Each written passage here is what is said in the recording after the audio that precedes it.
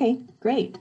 Well, thank you all for having me. It was about a year ago that I first talked to Andrew about coming and talking to you guys. And then, of course, we all know what happened. And a year later, here we are. So I appreciate you you hanging in there and willing to have me back now. I want to talk a little bit about what we're doing. Let me go ahead and share my screen.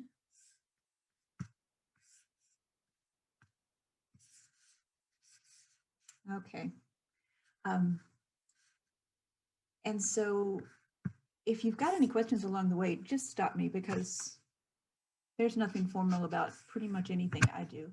So feel free to stop me along the way and ask me questions. Somebody, I'm just addressing, somebody in the chat asked if it's being recorded, and at least on my screen, I don't think it is. Is that? Yeah, I sent a thing about this, but Laura, is it okay if we just record it? And we would probably want to just put it on the VR Club YouTube in case people, the time zone difference, and if they have class or whatever. Yeah, absolutely. Okay, perfect. Yeah. Now, I say that, but do I need to do that? I think Zaid, has some recording stuff that he can do. Yeah, okay, Zaid said he'd be able to do it, so you're all good. Okay, great, thank you. Okay, so I thought I might be able just to start by telling you what VRchaeology is. And basically, it's just the chance to teach archaeology without going anywhere. And so maybe I can tell you a little bit about who I am, and then that'll explain a little more about what it is. So just a little bit about me. I am a professor here in anthropology, and I study human evolution. I'm also a field anthropologist, which means that I have a field site where I work each year, and I go out to my field site. It's in Southeast Asia. These are a few pictures from my site. And I go out and I excavate and I look for fossils. And of course, field work is sort of the exciting part of archaeology. If anyone knows anything about archaeology, then they probably know about this part. This is the Indiana Jones part of archaeology.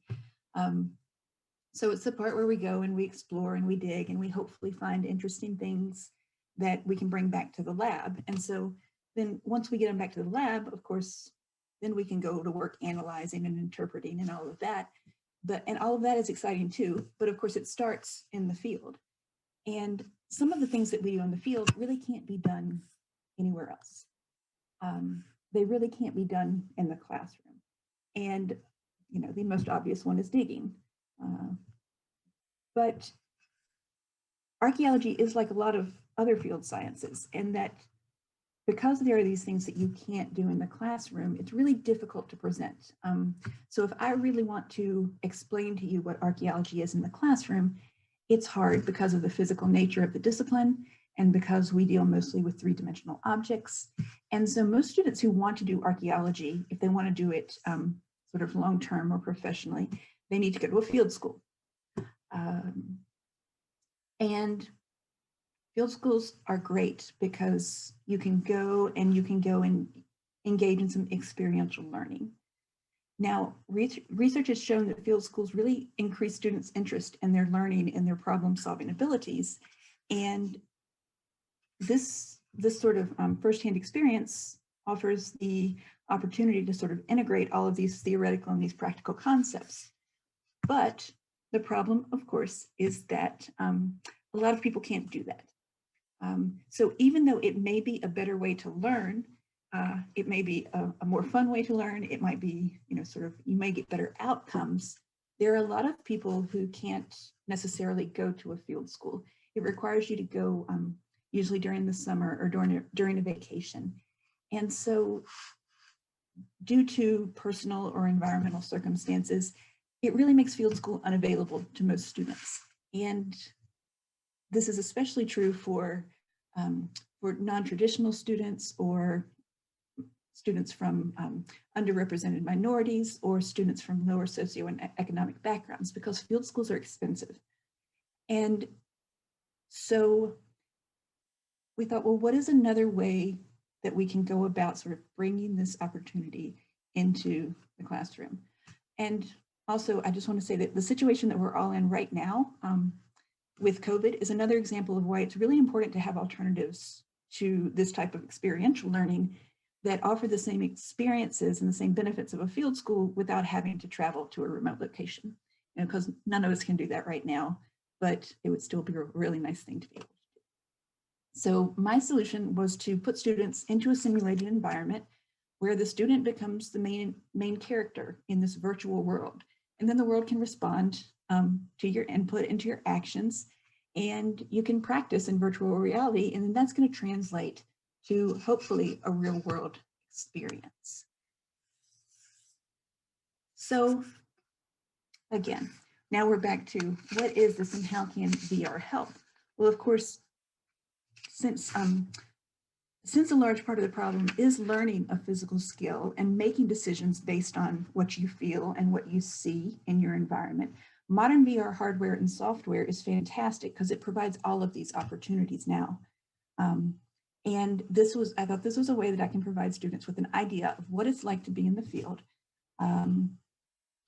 use the same tools, experience the same sort of interaction with the environment, and that we do in real practice. So it seemed like a really, really good solution. Now, when I started thinking about this and designing it, the idea of putting virtual reality and archaeology together wasn't new. And so I don't want to take credit for this idea of putting them together.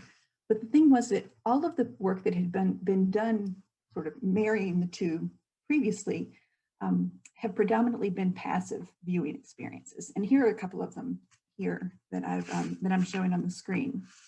And so passive viewing experiences refer mainly to experiences where the predominant form of interaction is just viewing a set of 3D models or environments through a monitor or through a headset. And these are great for allowing people to experience and to view environments that are difficult to get to or that may no longer exist. But of course, these passive experiences are just that, they're passive. And they're passive in that the only ways that the user may interact with the environment is through sort of head tracking and viewing. And so early on in this project, I wanted to differentiate it by creating experiences that were both active and engaging and in an environment that was dynamic.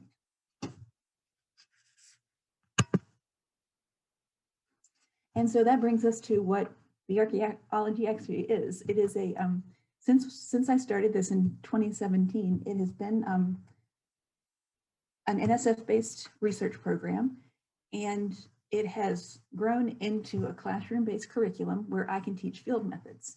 At the same time, I'm incorporating some aspects of game-based learning in order to make it a little more fun and to take advantage of a lot of those really great things about VR. And at the same time, we're doing some research to really evaluate whether this is a good, whether you get good outcomes from learning in VR. And I'm just going to go ahead and spoil it for you and tell you that so far we really are getting some good outcomes, which is great. So in the fall of 2018, we really started beta testing some of these ideas of sort of practicing some of these archaeological concepts. So if any of you were here on campus in the fall of 2018 or spring of 2018, you might have been volunteers for us because we had 150 student volunteers who came through and tried out a couple of activities and gave us their feedback. And then through surveys and through interviews, we kind of honed the ideas that we were working with and ended up with what has become a classroom experience that I've now delivered twice. And so now with all of that said, I want to change gears just a little bit and talk more about the design and the deployment of virtual archaeology experiences. So now that I've just gone on and on about what it is, I want to tell you a little more about things like the core design principles for creating virtual experiences that we've used and the technology that we use. And I want to just talk a little bit about our development pipeline and a few of the key game features that we're using right now. And then I will wrap up by just highlighting some of the development challenges we've met along the way, because they've been significant as well. Before I really talk about the tech, I just want to say that one thing about designing this class is that that it has to go, sort of the VR labs are the really exciting part of it. The idea of putting students into a virtual environment each week where they can learn, that's pretty exciting, but it has to be part of a larger curriculum. And that is the part that I've really struggled with the most. And I can say that because I'm not actually designing the environment. Somebody else actually struggles with designing the environment, and I've struggled with putting the curriculum together. But I really stumbled around a lot in sort of the land of instructional design theory. And I finally ended up learning that nobody knows how to design virtual reality learning environments. And so this was really an occasion where I kind of ended up right back where I started and had to sort of learn for myself. There's just no instructional design model that fits. And so, even though the VR labs were monopolizing my thinking about the course, they're really there just to reinforce what students are learning in the class. So the first thing that I had to do was integrate these like two things for myself that I was sort of thinking about them as two separate things, like the VR part, the VR labs, and then the course itself. And it was difficult for me to sort of put those things together. And so I'm an educator, so I was thinking in terms of things like learning objectives. But by thinking only in terms of something like learning objectives, I was leaving out all of those really integral features that would bring the VR activities in the environment to life. So basically what I was doing was I was taking all the fun out of it. So I had to go back and sort of start over again. And in order to build the basics of the course, I borrowed a lot of elements from game design instead of from course design. And that has really helped a lot. So I've sort of merged these two ways of thinking. And so now I'm able to sort of make sure that the learning objectives are being met and that also the virtual lab activities are something that you want to play, that will actually be enjoyable.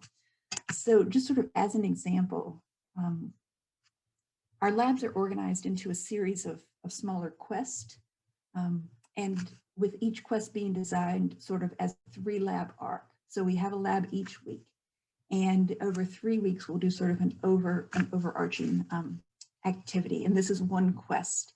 And so, for example, the first quest is sort of an exploration idea. And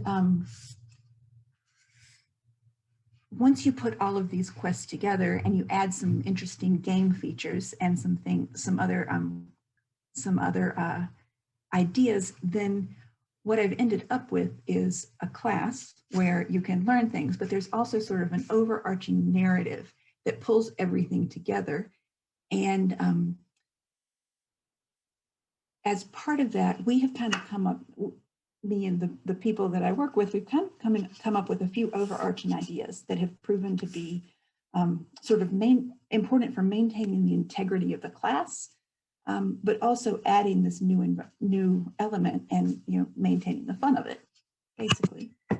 So I just want to start by saying that these are sort of the design principles that we have kept centered at the idea of this creation. And it's the same things that I alluded to earlier. As far as the design principles go, we want all of this. We want virtual archaeology to be a really active and immersive experience. We want it to be a dynamic environment that can respond to user input. And we really want to take advantage of all of the things that we can do with multimodal feedback and provide a really rich environment that's going to encourage people to participate, encourage people to play, really. So just quickly, I'll tell you about the sort of the technical requirements. We're designing our project to be headset agnostic. It just requires a head-mounted display that has 6 degrees of freedom and sort of room scale movement. And so we actually started using the HTC Vive platform, and that was great.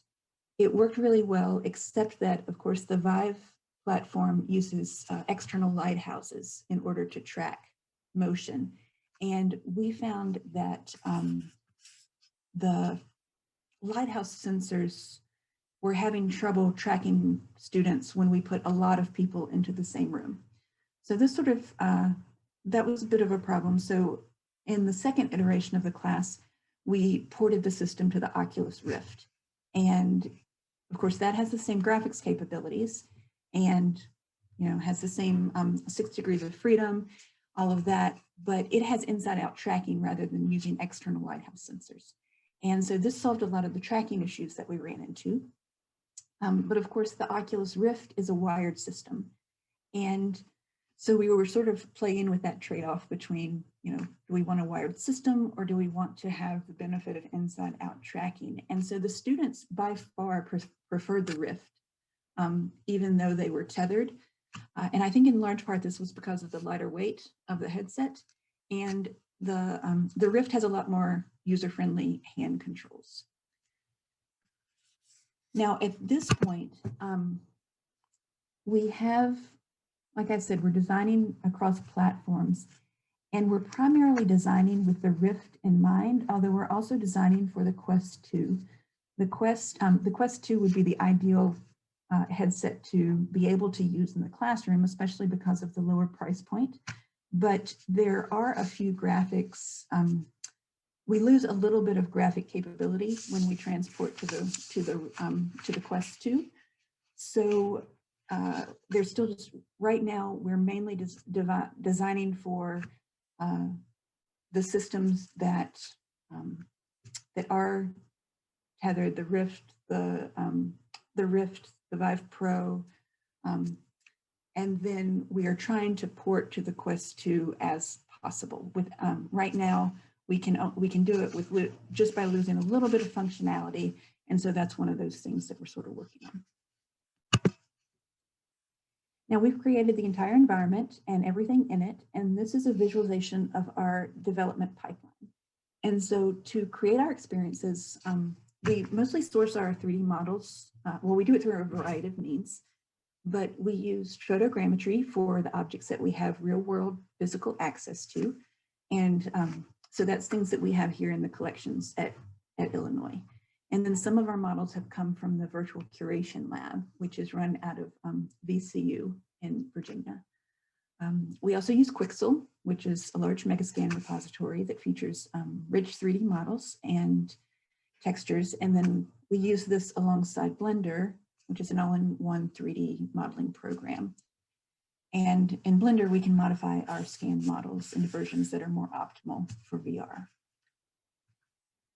We handle all of our custom texturing and model painting using the Substance Suite, and we use the Audacity Suite to handle audio and sound design, because early on it became really apparent how much audio cues and sound ambience within the environment afforded a sense of immersion just as much, if not more so, than the visual cues of presence.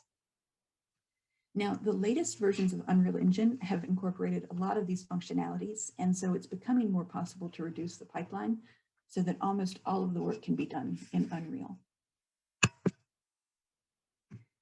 Okay, now this is actually, our environment has become pretty expansive, and this is an overhead view of the cave system, which is where our students spend most of their time. And you might be able to see here that there's sort of multiple entrances and approaches to the excavation site, which is sort of down at the bottom right of this picture. But the cave itself, the cave system itself, is really large and it's complex, and that allows us to provide different experiences, and it lets us create sort of different storylines and side quests, and gives us an opportunity for future growth. Now, for the purposes of our storyline, this cave, we've actually, it's part of a national park. And so we use the park center, our sort of fictionalized park center, as a staging ground for each lab. And then we also have a curation lab where artifacts are stored. And we have a wet lab where some of the analyses are performed. And that has been really, really useful, not just because of, not just for the archaeology class, but I'll tell you a little bit more about that at the end. But a virtual wet lab has a lot more, as you might imagine, it has a lot more, has a lot broader use in the real world than a virtual archaeology site does. So we've been able to use it for a lot more things. Now, the only thing that hasn't changed since we began designing the environment and the system is the main excavation area. And that's where our students spend the bulk of their time. And this is sort of an image of that excavation area. And the reason that this hasn't changed is because, like I said earlier, we are actively collecting data on how well students learn. And so we've kept this part of the environment the same so that we can compare data across classes. The excavation space itself is based on a mid-19th century historical archaeology site. And we used published field notes from that site to recreate it. And then it's been built to scale. And it's built to within 5 millimeters of the real site.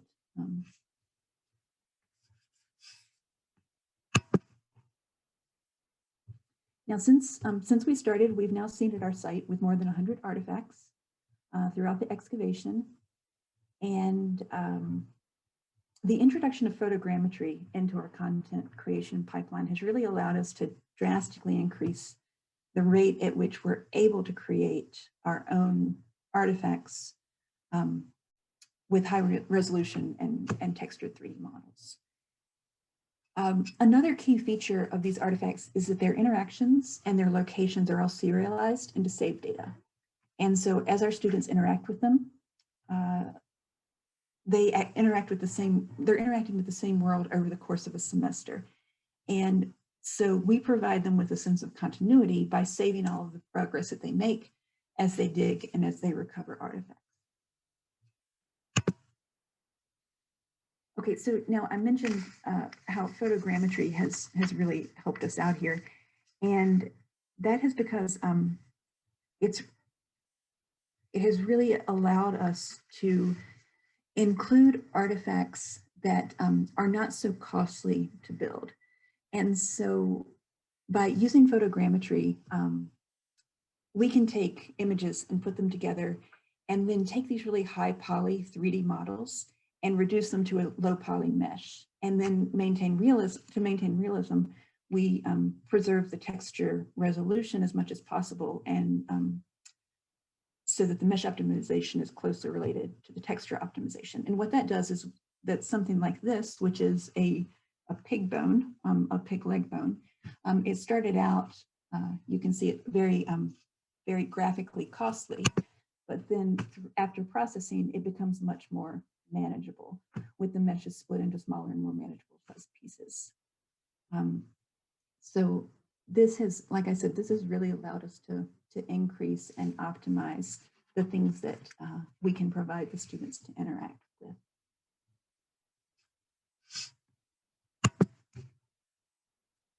Now, of course, it's not just digging. There are a variety of tools that help students through the various tasks in which they engage. And many of these are just the basic tools that we use in the field. And these aren't high-tech tools. So there's a bit of irony to the fact that we're bringing archaeology into this really high-tech VR world, because most of what we use are things like shovels and trowels and brushes. And so that's a lot of what the students use in the virtual excavations as well. They use trowels, they use tape measures, they use line levels, things like that. And then some of the tools that they're using are things like virtual cameras. And then what they can do is students can take pictures of what they're doing in the virtual world and then curate that material, and it becomes available to them in the real world. And that's one of the things that we're also working on right now is a companion app to our class that will allow students to have access to the artifacts and the other things that they find when they're not in the class. Now, at times their tools might be site-specific or task-specific, and those are times like when they're in the wet lab that I talked about, and they might need things like beakers or pipettes. And so we have a whole host of tools that they're able to use.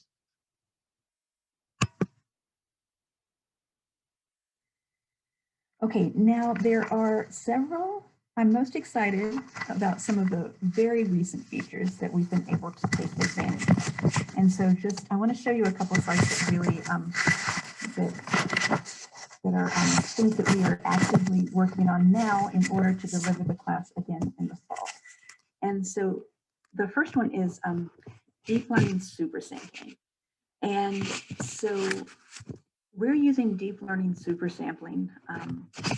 And this uses AI and machine learning to increase graphic performance. So we're using AI and machine learning to produce an image that looks like a higher resolution image without the rendering overhead.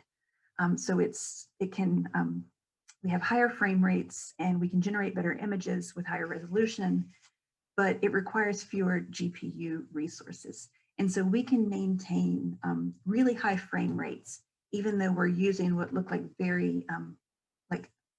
very high res environments. And so this is one of them, for example. This is some cave art that we've created to put on the wall in part of our new environment.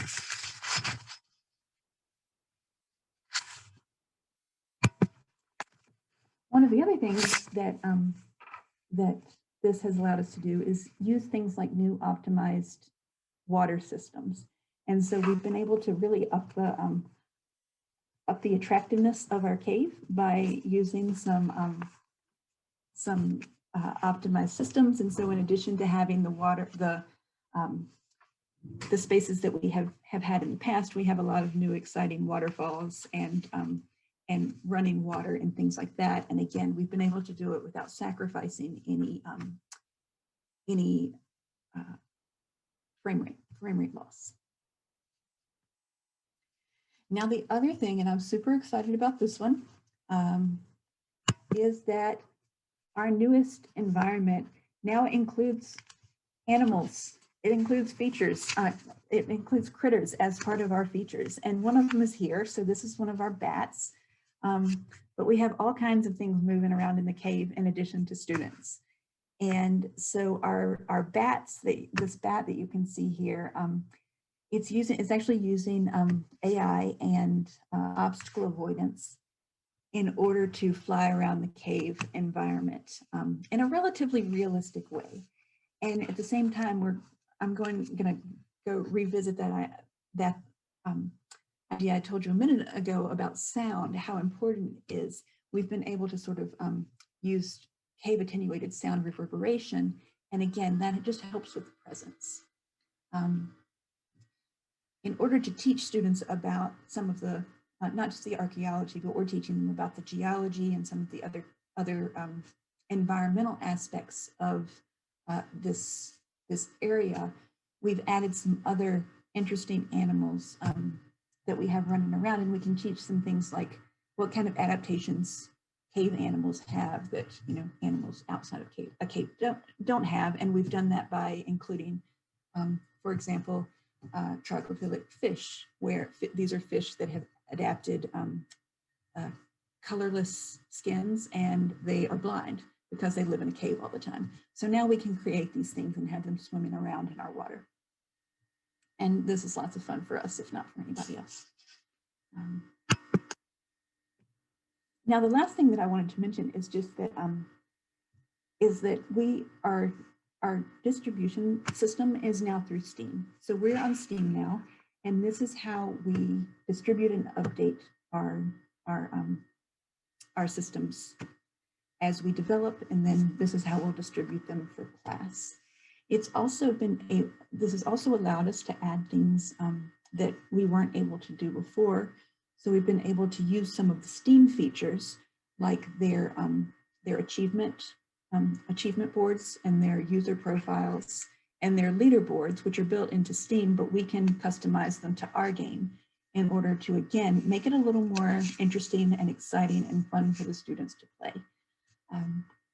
The other thing is now we have cloud saving ability, which again is just a big help as we move forward with all of these new additions.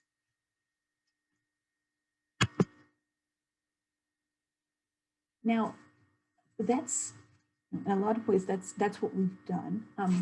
We're actively doing this. Like I said, the class will be delivered again in the fall, and a lot of the newest adaptations to the platform are being done. They've been done in the last few months, and they're being done now. And so right now, I'm still sort of actively thinking about the future of not just this platform, but the future of sort of VR in education more broadly. And what this project has really done is it's made me, I have gone from thinking about this as not an archaeology tool, but to thinking about it as an educational tool. So there are some things that are really, really good for archaeology and field sciences, things like I already mentioned. This ability to be able to do things like practice what we might do in the field has become really important, because for the last year, none of the anthropologists have been able to go out in the field and do work. And so by the time we run this class in the fall, we will have packaged it and made it available to educators, any educator who wants to use it.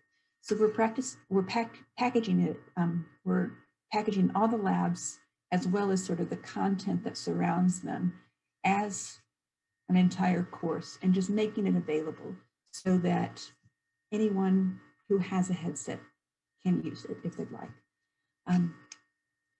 And it has become very easy to make sort of small adjustments in things like the kind of tools we use, or the kinds of tasks that we ask students to do.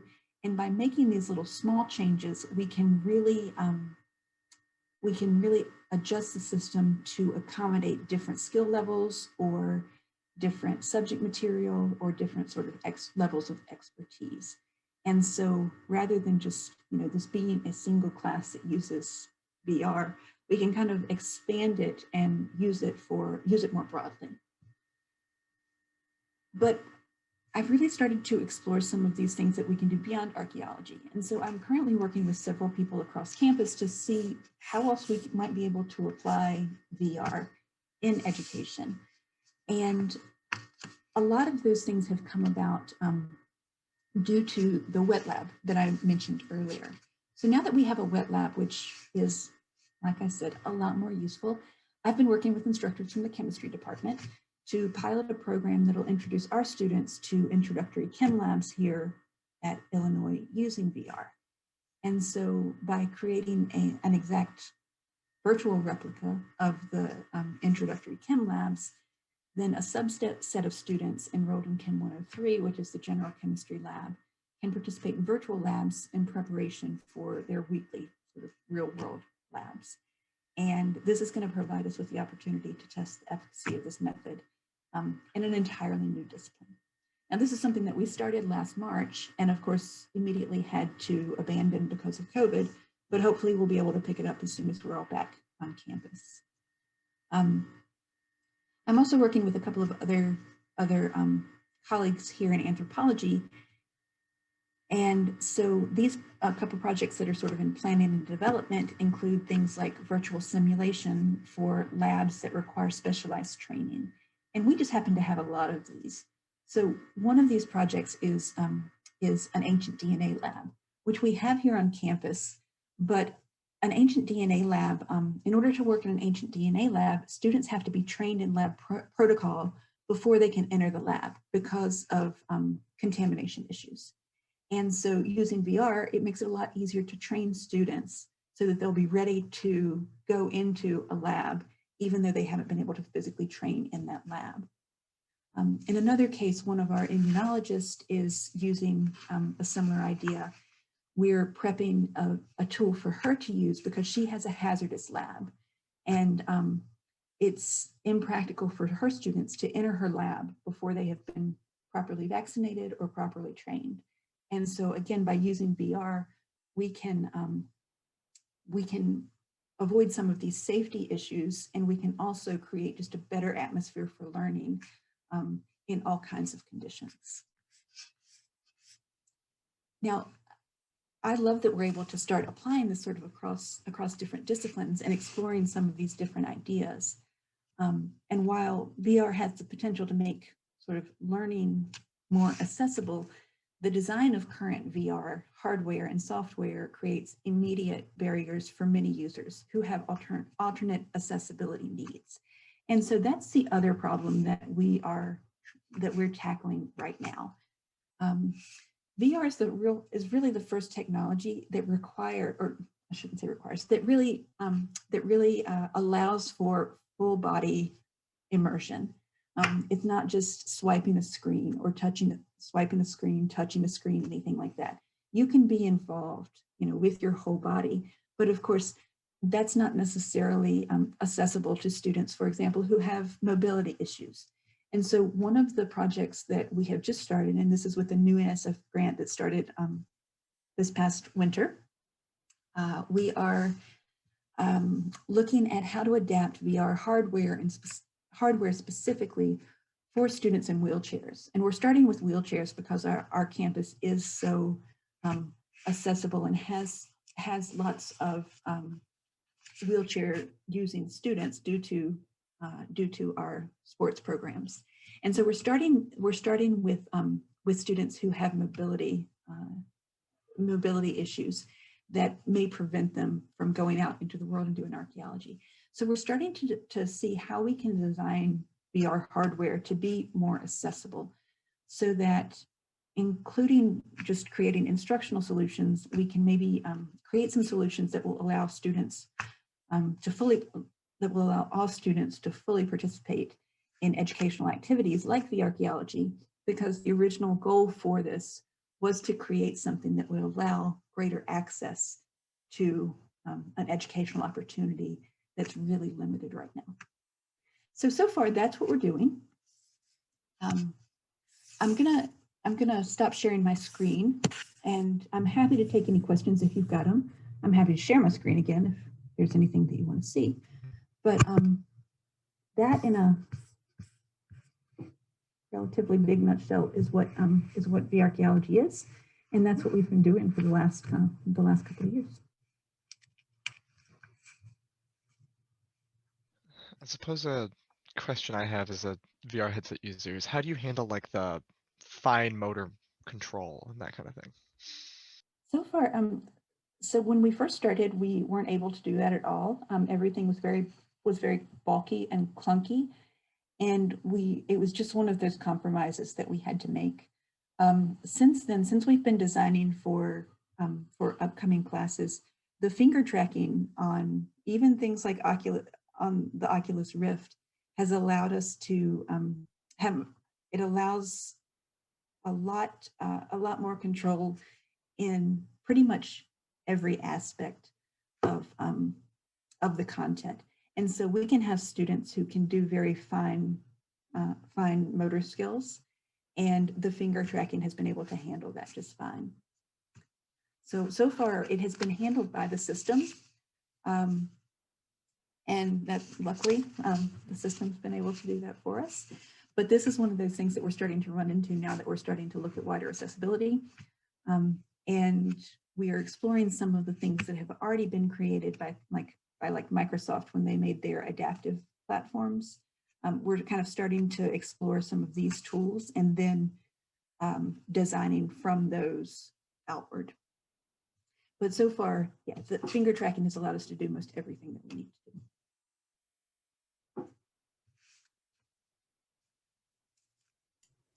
I have a quick question, I guess, if no one else is going to go.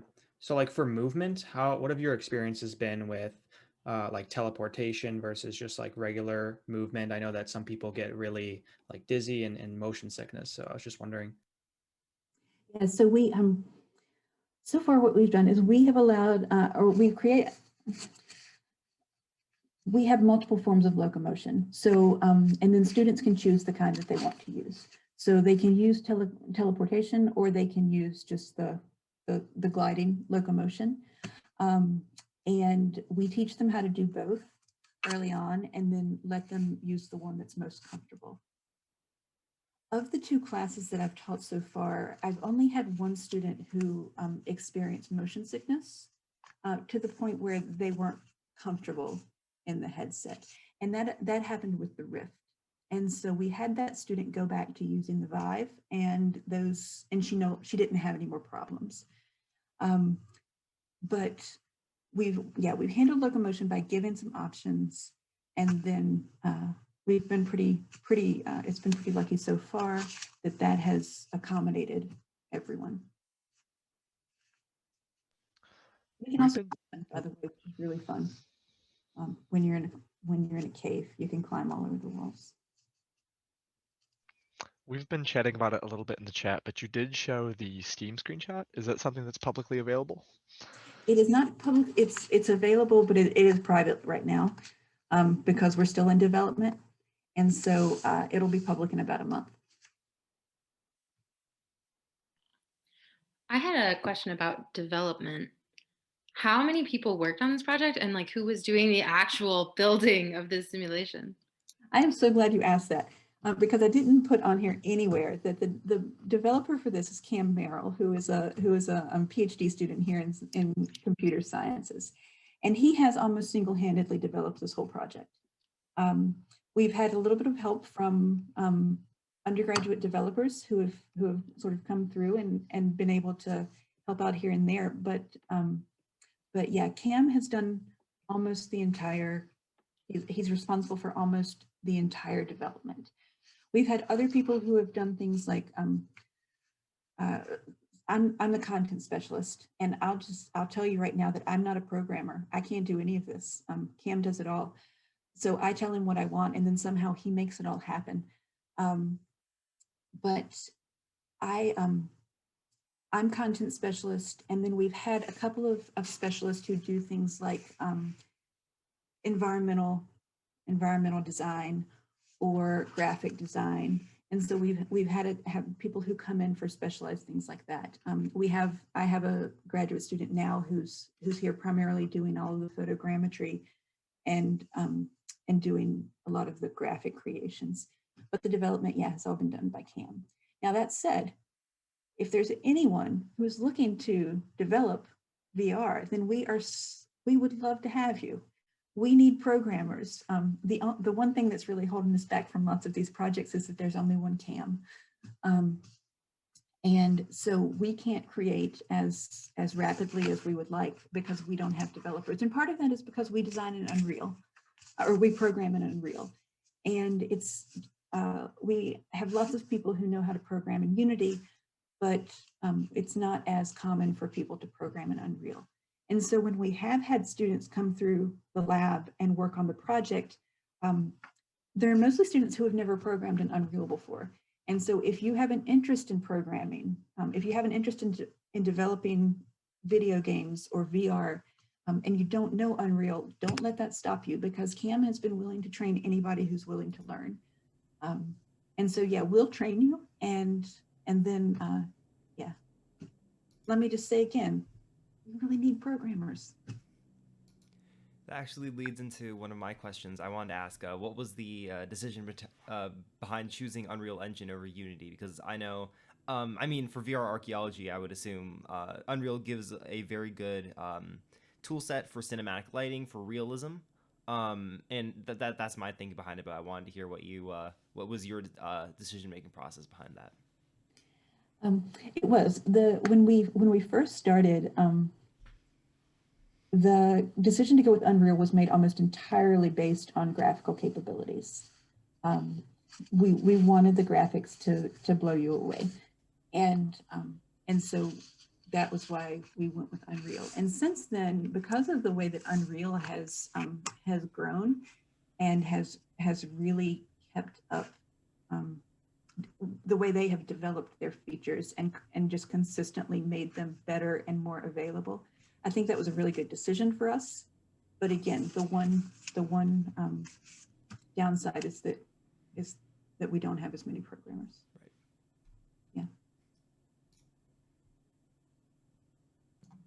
Yeah. No, that's fantastic. We actually came into this talk, most of us coming from our VR Drift, which is our VR app development course, which is awesome.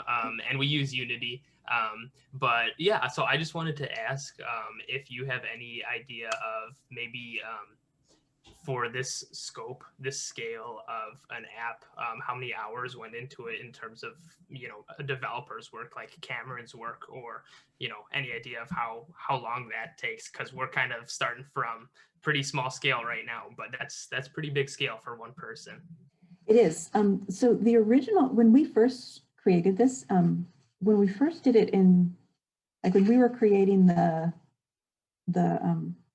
when we were doing beta testing of just sort of a handful of functionalities and running students through, we did that in about a month. But like what we put together, were any of you volunteers for that by chance? I don't know if you've been around that long. You were, Alex? Or you've just been around, you haven't been around. Okay. So yeah, so we had one basic environment, and then I think we tested about 5 functionalities within it. We tested the ability to dig, to pick things up, to manipulate objects, and then there was some reading that had to be done and some comparative work. And so we put that together in about a month. And then we took the feedback from that and developed the larger course. And the entire development of the first course was done in a semester. Now, granted, what it looks like now and what it looks like then are completely different. And yeah, Jamie's shaking his head, nodding his head because he's seen it from the beginning to now. And even like right now, we're still sort of, what we're doing now is Cam and I are the only ones actively working on day-to-day development. And so we've probably spent the last month working on one lab, just working on making the environment really rich, making everything that you see in the environment interactable so that you don't get frustrated by trying to go and interact with things and then not being able to, by adding Easter eggs in places so that it'll, to make people a little more interested and help them to, really explore the space. And so it has taken us about a solid month. And I would say Cam develops 80 hours a week because he doesn't sleep and he loves VR. But yeah, for about one lab. And so ultimately, I would say that we have 10 labs now. The class runs with 10 labs. We're going to be, between now and the fall, we plan on like sort of going through each lab with a fine-tooth comb in this way. And I expect to take, probably about 200 hours on each lab, which is a whole lot compared to the month we originally developed in. That's incredible. I remember I met Cameron a year ago or maybe it was a year and a half ago when you were doing the live demos, and back then, a year and a half ago, I remember him saying that the project had, I think, over 1 million lines of code at that point, and that's besides all of the modeling and the audio and all sort of texturing, all sorts of other stuff. So that is incredible. Yeah, we've recently gotten a grant from Epic, one of Epic's mega grants, to support some of this work. And so we've been able to put together what we just call the mega PC, because it is now support, rather than backing up our code elsewhere, we've just built ourselves a computer here that will back up all of our code, that we can do everything here in-house. And it's just a massive, it's a massive amount of code. It's ridiculous. And again, let me just point out that we really need developers. So if anyone is interested, I will pay you to learn Unreal. Just remember that.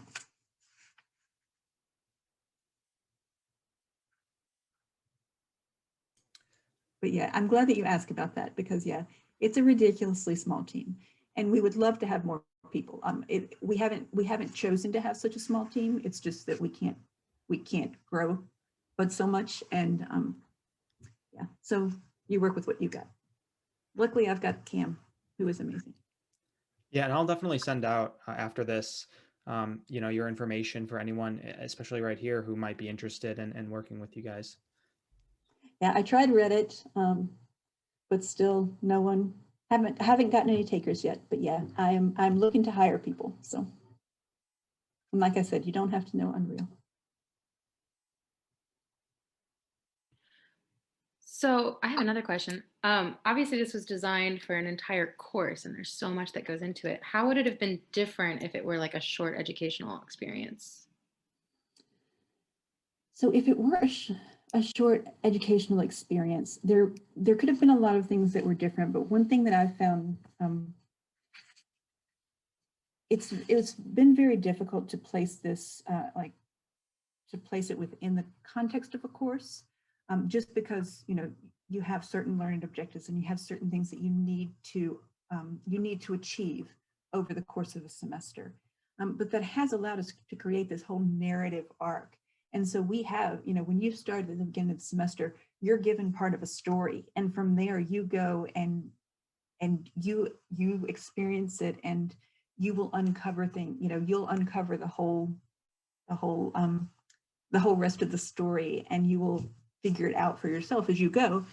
But and so that gives us a lot of leeway with respect to sort of the amount of fun we can have just creating all kinds of activities. But for a short, like sort of, if we could draw a box around it and create a short educational activity, like that's sort of what we did the first time when we were just beta testing. And that it would be much different because, well, there were very concrete goals. And those goals, we had very concrete goals, both educationally and technologically. And so building just an experience is much different because it doesn't require that context. It just requires, it required us to hit several objectives from two perspectives, an educational perspective and a technological perspective. Now, one of the things that we learned really quickly, though, we learned it with the first beta testers that we had, was that VR experiences don't work without context. That was one thing that was really important, and that I didn't really, I wasn't fully prepared for, is that the students who came through and did this experience, they had fun, they enjoyed it. It was a real novelty at the time, because almost of the 150 students that we had, probably 80% of them had never used VR before. They'd never been in a VR headset before. So there was a lot of novelty to it too. But even with that, the biggest complaint was that they didn't understand why they were doing it. And so just giving someone an activity with no context didn't work. And I think that was a really important lesson for me right up front. But yeah, designing an experience versus a course is really, really different. But I will say that designing the course is much more fun because of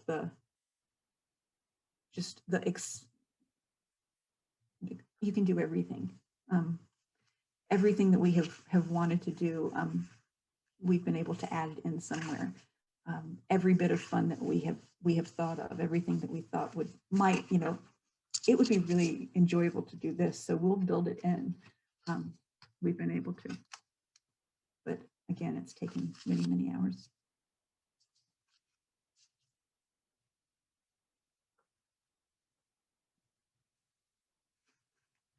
I see that, Jamie. It was still good in the beginning, but it's much better now. No, yeah, no, it was. I mean, it's very impressive every time I see it. I've been cursorily around this project since the beginning, not really involved. And right, it just keeps improving. And are you just, and there's no end in sight almost, because it's like, hey, we added this, and okay, now accessibility, and then after the wheelchair accessibility, I don't know if there's other accessibility things. It's just like, but it's a great, and I'm loving hearing too that, oh, well, we do wet labs on campus, and how could this benefit us, and just expanding the whole thing. Yeah, it's really fun. And I'll, hey, drifters, I don't know, anyway, whatever. good on you guys for kind of being involved in this and stuff, because I think this is a field that's just in high demand. I know on campus, just echoing what Laura's saying, is we need programmers left and right. I mean, there's big ideas, but if we can't get it done, it doesn't happen. So Right. And I do want to say, like, with this iteration of the course, because now our big focus is on accessibility moving forward. And I decided to start with mobility with wheelchair users, because that's really the hardest one. And we thought if we could start there, it could only get better after that. I mean, to me, designing VR for wheelchair users, that's a tough project. And so we have already been able to accommodate some of, we're just adopting universal design for learning, now. We didn't do that from the beginning because VR is not, it's not well suited in many ways to universal learning. But now that we're in a place where we have a little more flexibility and we have a little more room and time to explore, already we've been able to do things like, now with this iteration of the course, we never deliver information in just one way. For example, we always do, you will always get information in at least two ways, whether that's visually and auditory or somehow, so now we can do a lot more things. We have subtitles for all of our audio, things like that, that we weren't able to do before. And that was actually, and the subtitling was actually done by a student who just graduated. He was one of the undergraduates who went through our lab, and he was able to do that as a project. So yeah, there are a lot of things like that have come with the evolution of the class that can only be beneficial.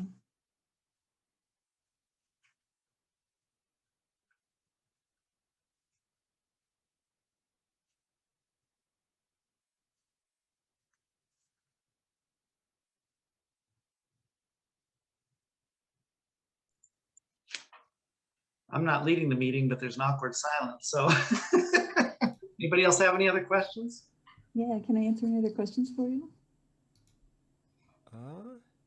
I mean, yeah, if not, I think we can wrap. I think Andrew said he had to leave at 4, but yeah, let's thank Professor Shackelford for coming in and giving an awesome talk on VRchaeology.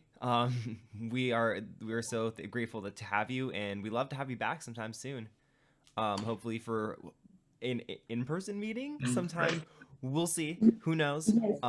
Yeah, but we'd love to have you back, and we'd love to have you keep talking about the future of VR and where it's going. As soon as we are back on campus, and I would also